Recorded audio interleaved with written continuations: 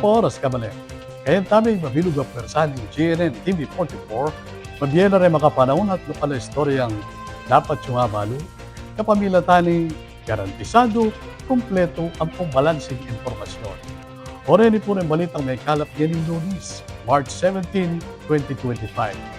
Yaku po Ibeni Ginto at iti in News Force, Pampanga.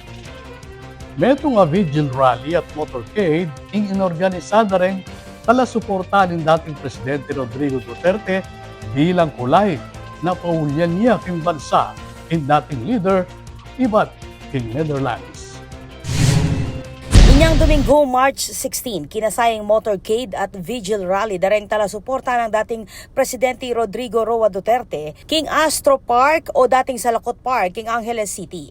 Reng mekyabe keti pakasulod lang matuling nga imalan. Ing aktibidad ay ti partine ning serye dareng kimut king niyayaliwang parti ning bansa akukulait na ibalik kay Duterte king Pilipinas akasalukuyang makaditain ngeni king The Hague king Netherlands. May gumpisayang motorcade king Astro Park at dinalan kareng lugal kalupaning Mabalacat Public Market, Balibago, Pandan, EPZA at Bypass Road. Bayo mayari pa si Bayo king Astro Park para king metong vigil rally at programa. Kabilang kareng tinagon rin Kapampangan vloggers adinabapang Elmer at Master B. Mga disappoint, alam mo na marang pamilya na rin mga disappoint pati kita mo, lalo na gini. King buong Pampanga, siyempre may disappoint mo naman. At pati rin Kapampangan vlogger, may nga disappoint. Yung nangyayari ito, ay yata masyadong gusto ka nito. Ito, may disappoint na rin nagalaga ng Kapampangan vlogger. May kisan metong la naman keti ring solid supporters ning dating presidente aman walang mali ing proseso ning panga-aresto king dating leader ning bansa. Ala, ayla, murit la. Kinidnap de. Dapat, diyaran tayo bagay masanting ang proseso. Kaya kailangan, misasan metong tamo itang Pilipino, nang lulugod kang Duterte, metong na ako ka rito. Ipaglaban tayo, tatatakot. May kiadwangan la naman keti ring residente king lugal. Message ko lang po sa mga kapwa natin Pilipino. Kung mahal po talaga natin yung pamilya natin at yung bansa po natin, huwag silang matakot. Paramdam nila, pagitan nila yung suporta nila sa Pilipinas, madam. Marami naman yung sumusuporta kay Duterte. Natatakot lang silang lumabas para sa kanilang pamilya. King karelang pamitipon mga dilareng taga-suporta nagawayang takbang ng gobyerno bang pauli Duterte king bansa iba't king Netherlands nung nuka rin niya makaditain. Uli ning kasong simpa ng International Criminal Court o ICC na ating kaugnayan king kayang laban king illegal na droga. Ako po, Patricia Mamangon para king News Force, Pampanga. Balitang tutuking Balen, susuyo. Malaos kanong panalakaran ng gobyerno lalambing administrasyon ng PBBM king pamanutok, king pamanuki, king batas. Panalakaran ng Malacanang, ing karelang takbang may kisan metong king Interpol, bang adi ng hustisya rin pamilyang biktima kanuning extrajudicial killings. The warrant of arrest against Mr. Rodrigo Roa Duterte. Duterte is being made to answer. The Philippines reaffirmed that the arrest of former president complied with the Philippines' commitment to the Interpol. Pinupulya naman kanong suporta ng administrasyon ng Marcos, king karelang kimot, iba't kareng niyayalawang civic at civil society organization. Our commitment received support from various civic and civil society organizations. Let me quote some of those statements. Former Senator Lila de Lima said, Duterte is being made to answer, not me, but to the victims, to their families, to a world that refuses to forget. This is not about vengeance. This is about justice finally taking its course. The Free Legal Assistance Group said it welcomes the issuance by the ICC of the warrant of arrest against Mr. Rodrigo Roa Duterte and the action taken by the Philippine authorities to enforce the warrant against Mr. Duterte. It is a significant step towards ensuring accountability for the extrajudicial killings committed during his administration in pursuit of the so-called war on drugs. Balaos na kanong panalakaran ng Malacanang na makatutok king gobyerno king pamagpatupad ning batas at pamagprotekta king karapatang pantaw kayag naning pamagisan metong king pandaigdigan na inisyatiba para king hustisya at kapayapan. Ako po, Patricia Mamangon para king News Force, Pampanga. Balitang tutuking Balen, susuyo. Binisita yaketik yung bansa yung opisyal iba't king Slovenia. Panimunaning pamamuklat ng Embahada Ketiking Pilipinas ay ni-report ng Patricia Mamangon.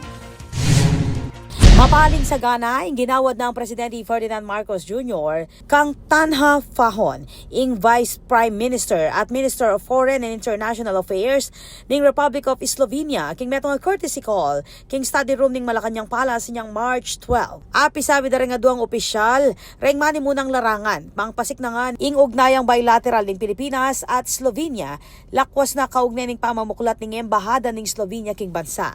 Api sa biyanda naman ring aspeto ng kalakalan at pamamuhunan, kooperasyong nuklear at pamisaupan king sektor daring magobra at sports ating pamag-host ng Pilipinas king Board of Defend for responding to loss and damage. Mibuklat mo naman yung kampanya ng Pilipinas para king permanenteng pwesto king United Nations Security Council ating issue ning West Philippine Sea at South China Sea. Ing pamagbisita ng opisyal king bansa, partinya ning atlong aldong pamagdatun, bang panimunan ning pamamuklat ning embassy ning Slovenia king Pilipinas. Iti ing mumunang pamagbisita ning metong Slovenian Foreign Minister manibat magumpisa ing diplomatikong ugnayan daring duang bansa inyang May 1993. King salukuyan ating 462 a Pilipino king Slovenia. Akera kala na magobra bilang professional, magobra king opisina at technical personnel. Ako po, Patricia Mamangon para king News Force Pampanga.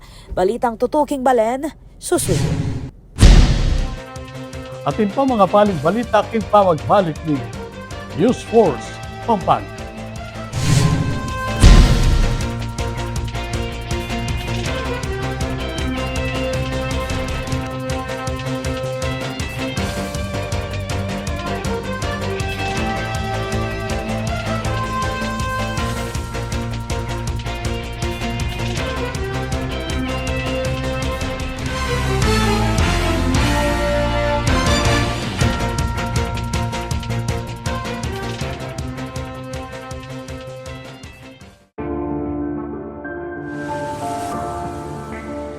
Sabi nila, wala ka daw ginawa nung nakaupo ka sa Senado. Ano pinanindigan mo? Pinanindigan ni Senator Lito kaming mahihirap. Binigyan niya kami ng libreng tulong legal para umunlad. Gagawin ko ang lahat para magbayad sila. Kot! Ang sabi nila, artista ka lang. Ano bang magagawa ng isang action star? Marami nang nagawa si Senator Lito. At ang isa dito ay yung pag-aksyon niya para sa kapakanan naming mga manggagawa. Ang sabi nila, hindi ka daw nakapagtapos sa pag-aaral. Paano mo kami matutulungan? Hindi nga siya nakapagtapos, pero ginawa niya ang lahat para kami ay makagraduate na! Ilan lang yan sa maraming nagawa ni Senator Lito Lapid. Dumanas ka man ng hirap. Lahat ng sabi-sabi sa'yo, inaksyonan mo. Kung ako'y nakaahon, kaya nyo rin. Kaya natin lahat lumaban at umunlad. Tatak Lingkod Lapid, Supremo ng Senado. Lito Lapid, number 35 sa balota. Lito, Lito, Lito Lapid! Lito, Lito, Lito Lapid! Lito, Lito, Lito Lapid!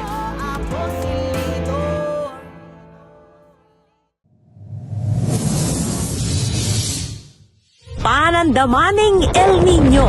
Kung toro papali o mitatasing temperatura, daragul mo naman ing pamangailangan king kuryente. King daragula demand king kuryente asang kaning paning pamangamit kareng appliances kalupaning aircon, freezer at refrigerator. Asahan tamo naman na siguradong tuki ing kimot ning presyo ning kuryente amani batan king wholesale electricity spot market. Inya naman papaganakan ning Svelapco kareng hanggang consumers ing paniguradong pamagbayo ning konsumo at presyo ning kuryente balang kilowatt hour. Manatiling makayantabe king kaya kaming Facebook page para kareng latest advisory. Beto nga paganaka, ibat king Svelapco. Ako ay isang Anghelenyo. May determinasyon at dedikasyon sa bawat aksyon. Masipag, tapat at handang maglingkod. Sa oras na dapat. Makatao at may paninindigan. Malikhain at may inisyatiba. May puso para sa masa, handang protektahan ang kapaligiran. para sa kinabukasan. Ako ay isang Anghelenyo. Ako ay isang Anghelenyo. Ako ay isang Anghelenyo. Ako ay isang Anghelenyo. Ako ay isang Anghelenyo. Handa ako para sa lungsod, Buong pusong maglilingkod sa inyo.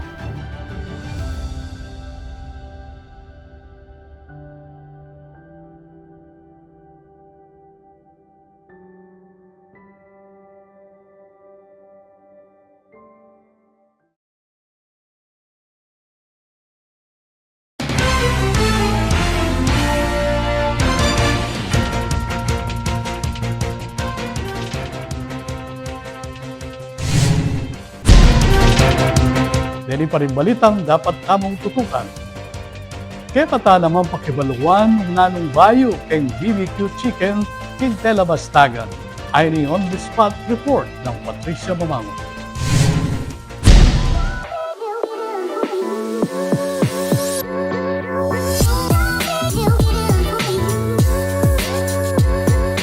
Uy! May bago dito sa BBQ Chicken sa SM City Telabastagan. Upgraded at level up ang kanilang menu. Exciting new menu alert! Ngayon, mas marami ng choices para sa mga mahilig sa Korean-inspired dishes. Creamy, rich, and loaded with seafood naman ang kanilang roast seafood pasta. Eto namang sundubu jjigae, perfect for those craving a comforting, spicy tofu stew. Tangy, spicy, and flavorful ang kanilang kimchi fried rice. Plus, good news, balik na rin ang kanilang crowd favorite na adobo fried chicken. The perfect mix of crispy, juicy chicken with that rich, savory adobo flavor. What's even better, hybrid setup sila ngayon. May dining experience for those who want to savor their meals. At meron pa rin namang grab and go option for those on the move. So today we are relaunching SM Telabastagan's new concept, which is a hybrid of grab and go and our current cafe menu. So we have big changes on the menu kasi nakinig kami sa mga taga Telabastagan that really wants different kinds of Korean dishes. So medyo siguro nagsawa na sila sa amin mga chicken and everything. Nagdagdag kami ng maraming ibang kinds of dishes, like may soups, may salads, may pastas, tapos meron rin rice, meals, kompleto na lahat. Kaya naman kapag usapang fried chicken, dito ka na sa BBQ Chicken. This is Patricia Mamangon on the spot.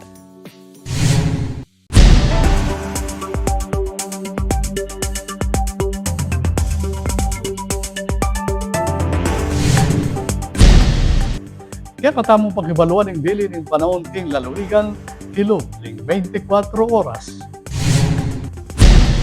Yung Northeast Monsoon o yung amyam-yang mamapekto king Northern at Central Luzon, anya naman migbaba ang temperatura ng bansa. Samantala, kimbanlang Visayas at Mindanao, yung easterlies o yung mapaling hangin manibatan king dagat Pasipiko, yan naman ang mamapekto ang magdalang pamanuran, duldul at kildap, lalo na kimbanlang at panapon at bengi. Agpangking pag-asa, alang na anumang weather disturbance, kakit, kilog at luwal ng Philippine Area of Responsibility.